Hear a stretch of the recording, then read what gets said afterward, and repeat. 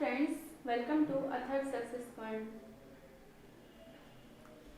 जैसा कि आपने 16 महाजनपदों के बारे में पढ़ चुके हैं और 16 महाजनपदों में मगध का उत्कर्ष हुआ जिसको आपने जाना, तो आज हम मगध के बारे में पढ़ेंगे। मगध राज्य का उत्कर्ष किस प्रकार हुआ और उसमें किन किन शासकों ने और किन राजवंशों ने शासन किया।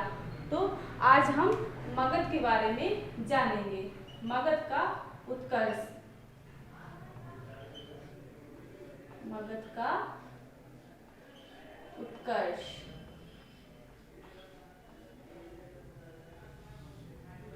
तो फ्रेंड्स, मगध का उत्कर्ष में हम देखेंगे कि इसमें वैसे तो हर्यक वंश से इसका प्रारंभ होता है, स्थायी प्रारंभ होता है इसके उत्कर्ष का। लेकिन अगर हम पुराणों और महाभारत के काल का उसके समय का एक राज्य देखें तो हर्यक वंश से पहले एक बृहदत्त वंश भी हुआ। बृहदत्त वंश,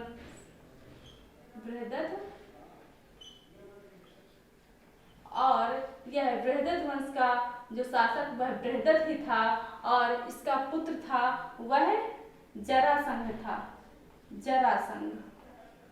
और कहते हैं, महाभारत में उल्लेख मिलता है कि इस जरासंध को भीम ने क्या किया, मार दिया और इस वंश का अंत कर दिया। इस प्रकार यह बृहदत्त वंश समाप्त होता है और फिर हम देखेंगे कि स्थायी रूप से कौन सा हर्यक वंश का उत्थान होता है और हर्यक वंश प्रारंभ होता है। तो यहीं से मगध के उत्कर्ष की प्रारंभ होता है। मगध का उत्कर्ष हर्यक वंश से ही। हर्यक वंश।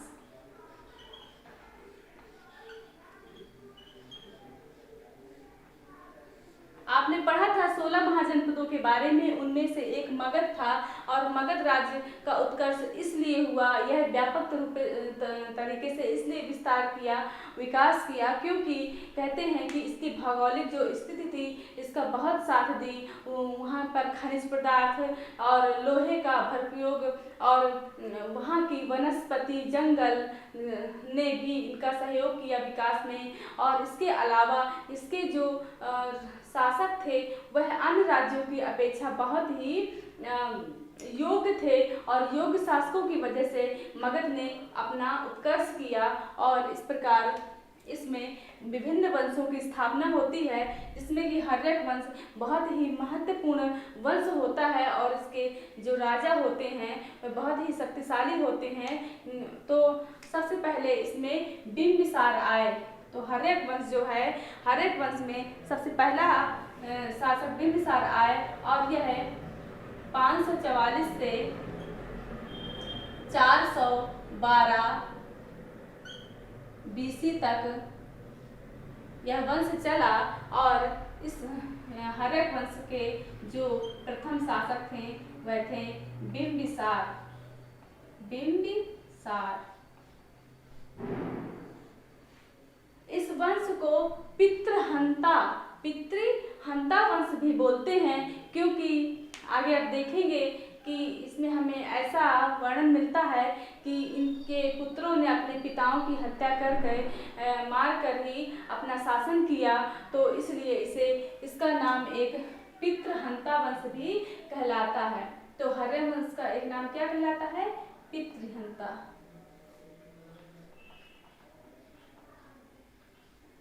तो इसमें अन्य वंश भी हैं चूंकि, तो अगर पूछे कि मगध के किस वंश को पितृहंता वंश बोलते हैं तो यह हर्यक वंश था। पहली बात तो यह हो गई इस वंश के बारे में। अब हम बिंबिसार के पास आते हैं। तो यह बिंबिसार जो है योग्य शासक था और इसके पिता का नाम आता है, उल्लेख मिलता है, उसका नाम होता है बोधिस। क्या होता है? बोधिस। और यह बिंबिसार शासन प्रारंभ करता है और चूंकि शासन प्रारंभ करने के लिए इसे अन्य राज्यों की भी सहयोग की आवश्यकता होती है और अन्य राज्यों को सहयोग प्राप्त करने के लिए इसने क्या किया कि इसने कई राज्यों से अपने विवाह संबंध स्थापित किए जिससे कि इस इसको बहुत सारे लाभ प्राप्त हुए, जिसमें कि पहला राज्य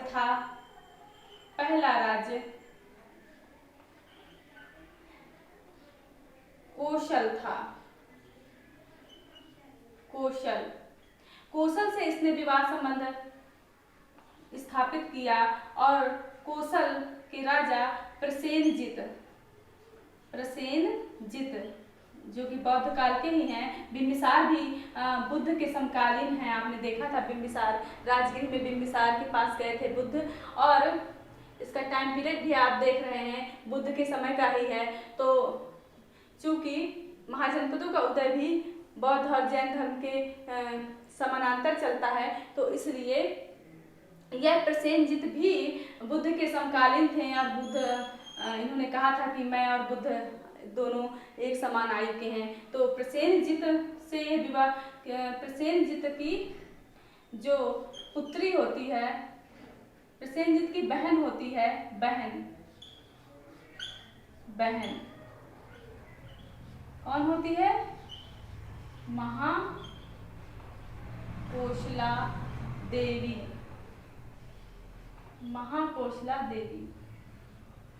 तो महाकोशला देवी होती हैं, इनसे विवाह संबंध स्थापित करते हैं ये, और प्रसेनजित इनको दहेज में काशी प्रदान कर देते हैं। काशी, जो कि प्रसेनजित ने काशी राज्य को जीतकर अपने राज्य में मिला लिया था। तो यह काशी राज्य अब किनका हो जाता है? बिंबिसार का हो जाता है, यानी कि मगध के अंतर्गत अब काशी राज्य आ जाता है, क्योंकि काशी इनको कौशल नरेश से दहेज में मिल गया। इस प्रकार इन्होंने पहले राज्य कौशल से विवाह संबंध स्थापित किया। इसके बाद हम देखेंगे कि बिंबिसार ने क्या किया। बिंबिसार ने एक दूसरा राज्य है लिच्छवी गणराज्य, और लिच्छवी गणराज्य की जो पुत्री होती है, लिच्छवी राजा की, पहला कौशल हो गया, दूसरा लिच्छवी राजा की पुत्री, लिच्छवी राजा की पुत्री।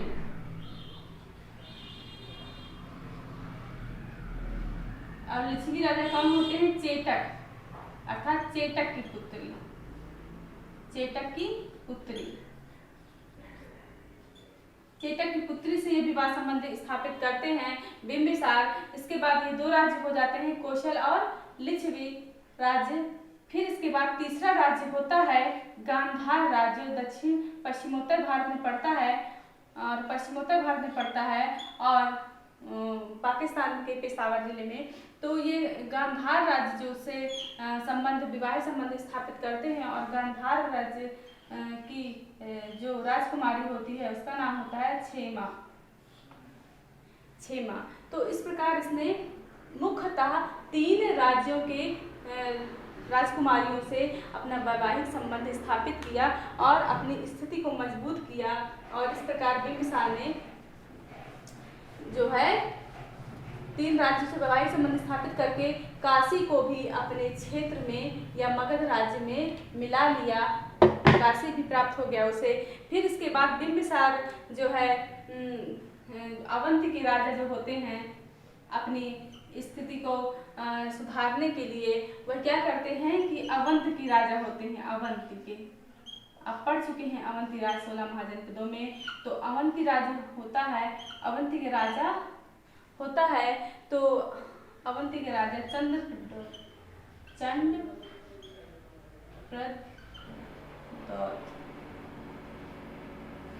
चंद्रप्रद्योत क्या जो है उसे पांडु रोग हो जाता है, और इसके लिए वह जीवक अपने वैद्य, किसका? बिंबिसार का वैद्य होता है जीवक,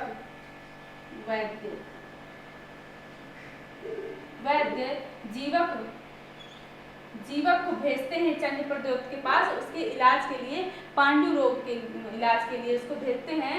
तो यह होता है अवंती राज से संबंध स्थापित करता है।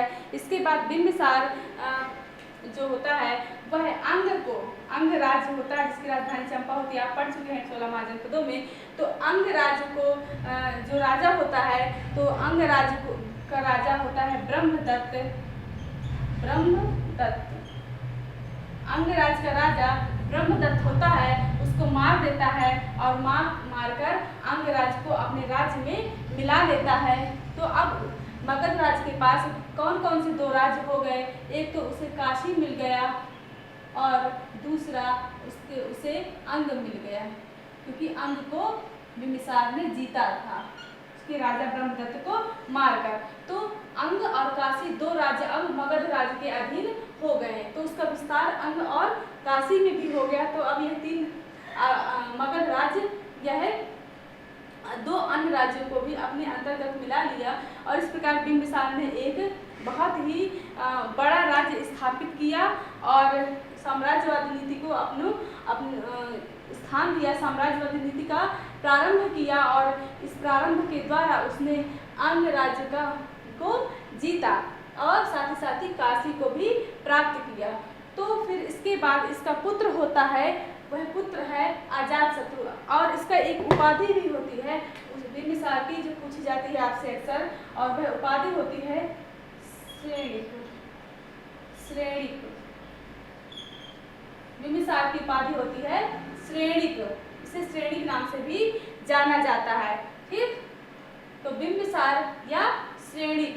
अब इसके पुत्र को हम देखेंगे, उसका नाम होता है अजातशत्रु।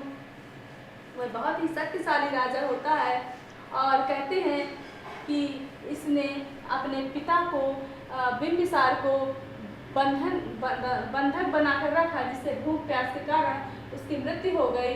लेकिन यह कथा जैन और बौद्ध धर्म नहीं मानते, लेकिन यह क्या है, पुराणों के अनुसार ऐसा है। तो फिर क्या होता है कि बिंबिसार की मृत्यु हो जाती है और अजातशत्रु राजा बनता है और अजातशत्रु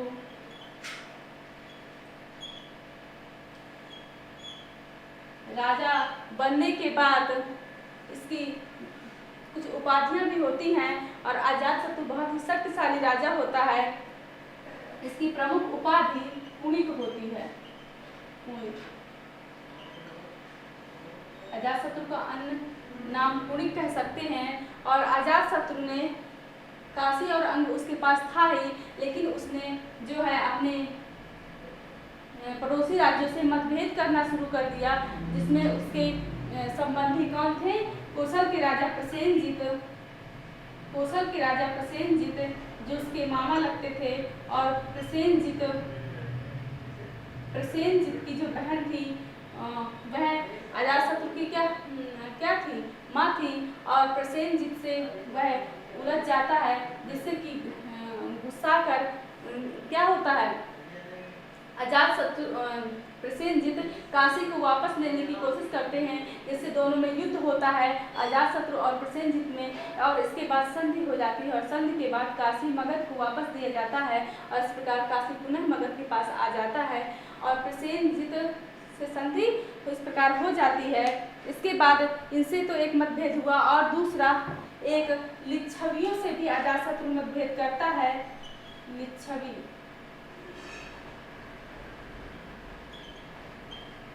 और लिच्छवी गणराज्य की जो वैशाली राजधानी थी उसको क्या करता है, अपने में मिला लेता है, युद्ध करता है और अपने मगध राज्य में मिला लेता है। और ऐसा कहते हैं कि जो लिच्छवी गणराज्य होता है, लगाना भूल गए,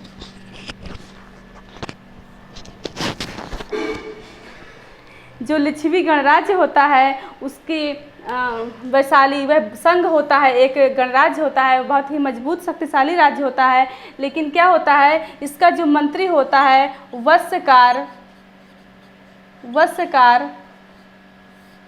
वत्सकार लिच्छवी गणराज्य में फूट डाल देता है, जिससे यह राज्य कमज़ोर हो जाता है। और वत्सकार के फूट डालने के बाद इस कमजोरी का फ़ायदा उठाकर अजातशत्रु उन पर आक्रमण करता है और कहते हैं कि इस आक्रमण के द्वारा वैशाली जो है वह जीत लेता है। और इसमें जो वह 2 अस्त्रों शस्त्र का प्रयोग करता है, उन शस्त्रों के नाम रथमूसल, क्या है,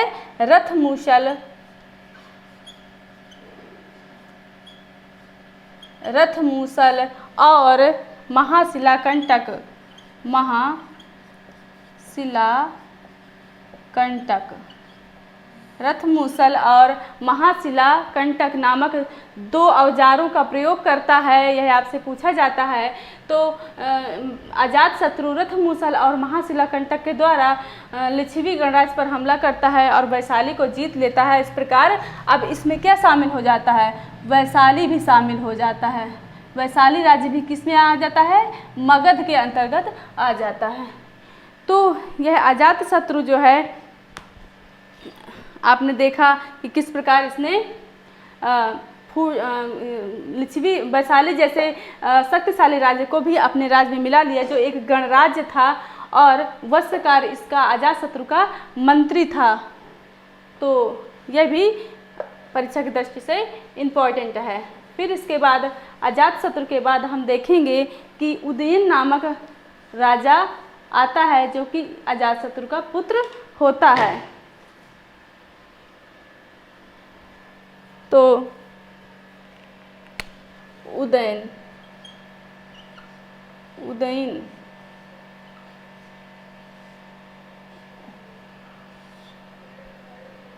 राजा होता है। यह अपनी राजधानी क्या बनाता है? सबसे पहले बिंबिसार अपनी राजधानी गिरिव्रत से राजगृह बनाता है और राजगृह ही राजधानी बनी रहती है। फिर अजातशत्रु समय इसके बाद जो उदयन आता है, तो उदयन अपनी राजधानी क्या बनाता है? पाटलिपुत्र। ठीक, क्योंकि यह क्या करता है? सोन नदी के किनारे किसकी?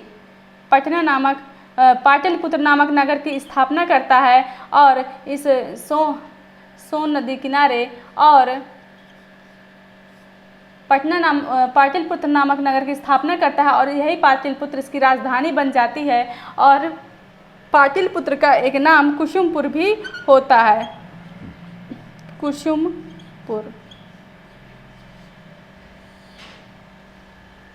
कुसुमपुर इसकी राजधानी कुसुमपुर या पाटलिपुत्र इसकी राजधानी बन जाती है और उदयन को पाटलिपुत्र का संस्थापक कहते हैं। तो आपसे अगर पूछा जाता है कि पाटलिपुत्र नामक राज्य की स्थापना किसने की थी, तो वह था उदयन या उदयन, कुछ भी आता है उसको आपको बोलना है। फिर इसके बाद क्या होता है कि उदयन जो होता है, इसके बाद इसके उत्तराधिकारी आते हैं अनिरुद्ध। यह सब अयोग्य शासक होते हैं। अनिरुद्ध, मुंडक, इसके बाद मुंडक आता है। फिर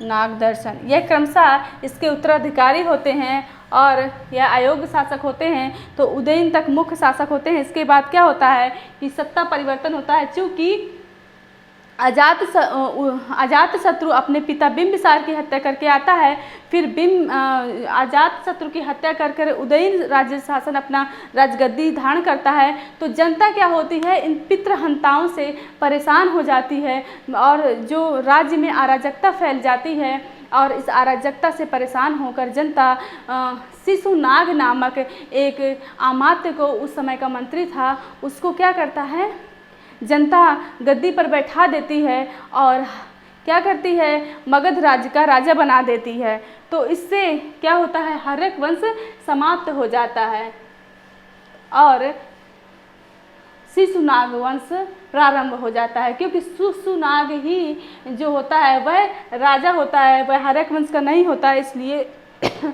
शिशुनाग वंश राजा कहलाता है। तो शिशुनाग वंश, इसके नाम पर ही वंश स्थापित होता है, शिशुनाग।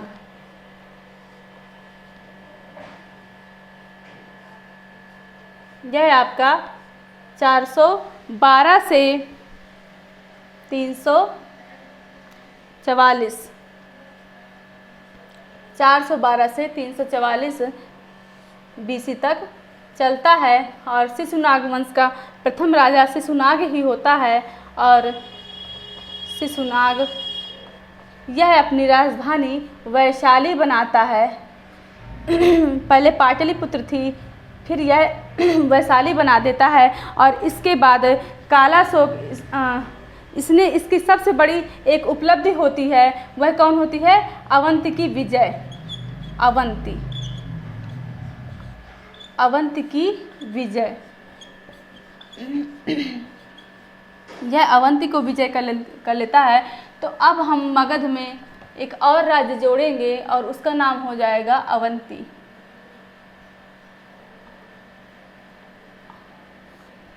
अवंती हो जाएगा, ठीक।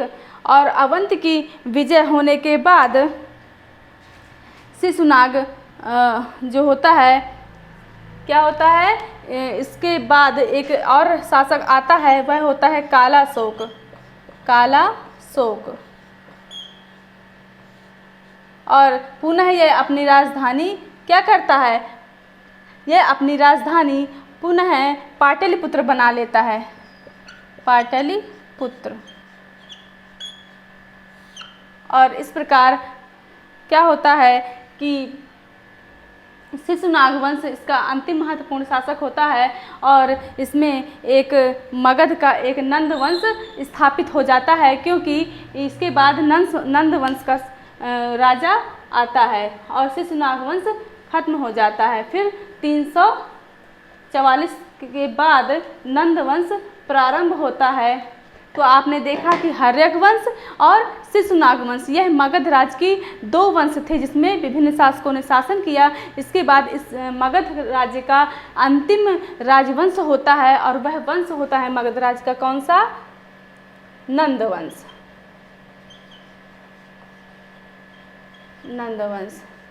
यह आपका 344 से 322 BC तक चलता है।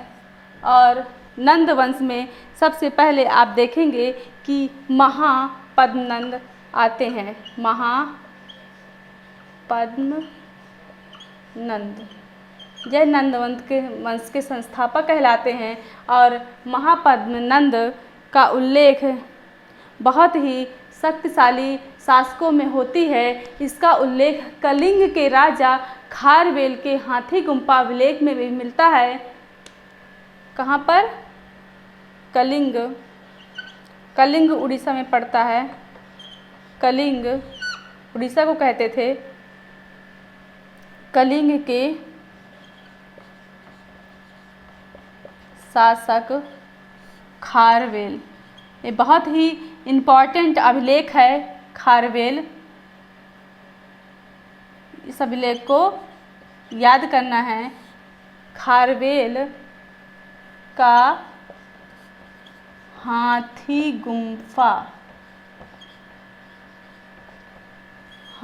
गुम्फा अभिलेख।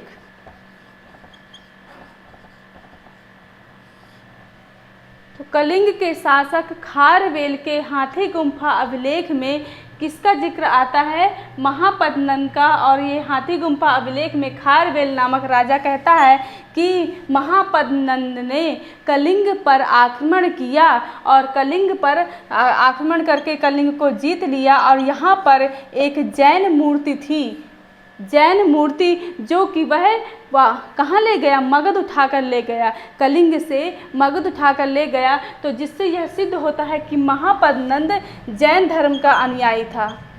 जैन धर्म का महापद्मनंद जैन धर्म का अनुयायी था, वह जैन धर्म को मानता था।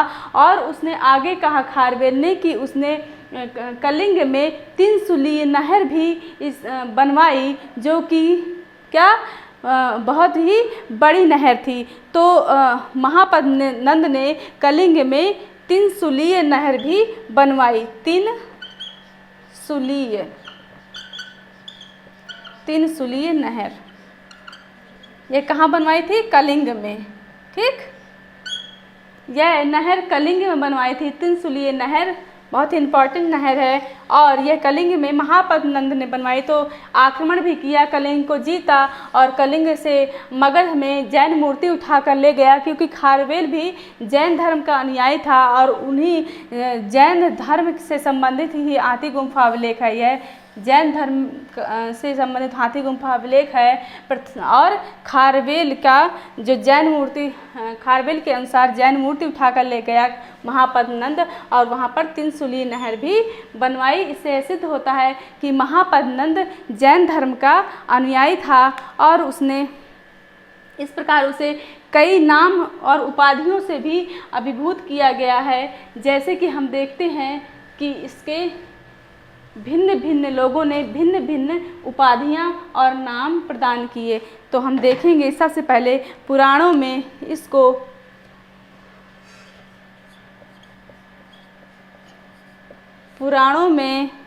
इसे क्या कहा गया है? द्वितीय परशुराम, द्वितीय परशुराम, परशु। तो इसकी उपाधियां भी कभी कभी पूछ लेता है, द्वितीय परशुराम कहा। इसके बाद हम देखेंगे कि दूसरा पुराणों में कली का अंश भी कहा गया, कली का अंश। इसके बाद जैन और बौद्ध धर्म भी इसे कई उपाधियों से विभूषित करते हैं। तो इसे क्षत्रिय भी मानते हैं। तो जैन और यह जैन धर्म का अनुयायी भी था। तो यूनानी लेखक इसे क्या बोलते हैं? यूनानी लेखक इसे एक उपाधि देते हैं, उग्रसेन। तो इसका इस प्रकार इसका नाम उग्रसेन भी पड़ जाता है। उग्रसेन भी इसका इम्पॉर्टेंट नाम है। इसके अलावा हम देखते हैं कि जो महापद्मनंद था उसका एक नाम सर्वछत्रांतक भी था, सर्वछत्रांतक।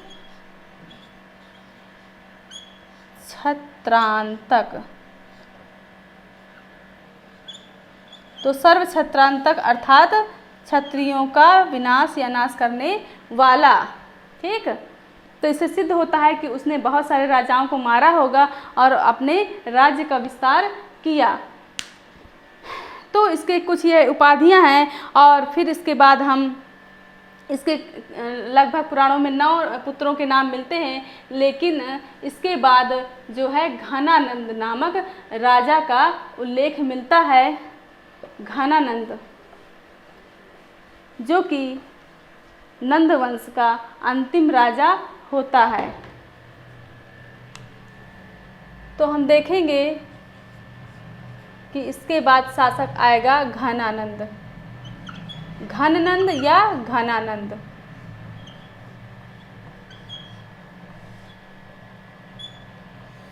तो घनानंद क्या होता है? नंद वंश का अंतिम शासक होता है और घनानंद बहुत ही लोभी शासक होता है। और इसकी लोभ कहते हैं कि इसने 80 कोटि स्वर्ण गंगा नदी के किनारे छुपा कर रखी थी। इसके अलावा यह जनता इसके द्वारा लगाए गए करों से भी बहुत परेशान थी, क्योंकि यह हर एक चीज़ पर कर लगाता था। वृक्षों, पशुओं और जितनी भी ज़रूरत की चीज़ें थीं सब में यह कर लगाता था।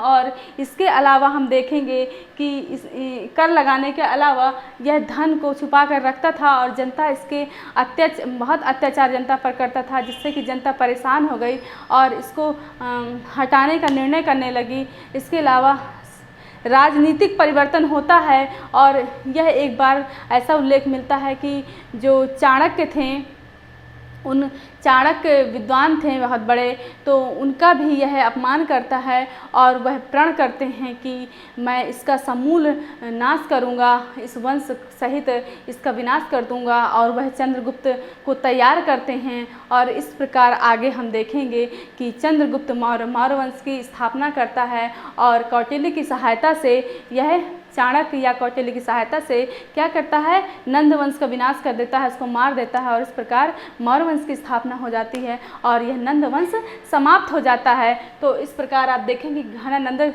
की समाप्ति हो जाता है। और यह मगध जो है वह क्या होता है? मगध का जो जनपद है वह भी समाप्त हो जाता है। और अब मगध किस नाम? मौर्य आगे यह वंश समाप्त हो जाता है और इस प्रकार एक बहुत ही बड़ा राजनीतिक परिवर्तन हो जाएगा और एक नए वंश मौर्य वंश की स्थापना होगी, जिसको कि हम आगे चर्चा करेंगे।